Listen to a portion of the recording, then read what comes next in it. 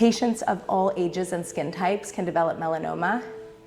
Your risk increases if you're of a fairer skin type, so patients with blue eyes, green eyes, red hair, blonde hair. If you have a family history or even a personal history of melanoma or non-melanoma skin cancers, immunocompromised states can also increase your risk, as can internal cancers or a history of internal cancers. Tanning bed use is also a significant risk factor for melanomas. The vast majority of melanomas are caused by excess UV exposure, including natural sunlight and tanning beds, although genetics can also play a role. Atypical moles are those moles that are both visibly and pathologically irregular. So although these moles are technically benign, your dermatologist will likely follow them over time to make sure there's not progression into possible melanoma.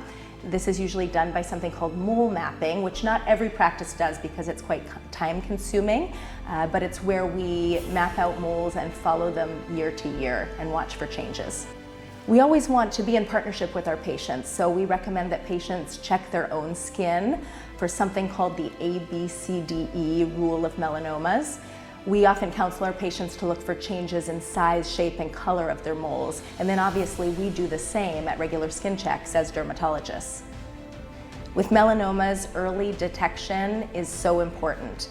Your dermatologist will normally perform a full body skin exam at least yearly, depending on your underlying risk factors. In addition to this, we use a tool called a dermatoscope. This is a handheld device that allows us to see the subtle details on the skin with light and magnification. If we suspect a melanoma is present, often a small biopsy will be performed to confirm the diagnosis. So in the early stages of melanoma, these symptoms are quite silent, in fact. Many of them are just visible on the skin. And this is why early detection is so important, because you may not even know the melanoma is there. At the later stages, once melanomas have potentially metastasized, you may experience pain in the skin or in the local lymph nodes, maybe some fatigue and even some weight loss.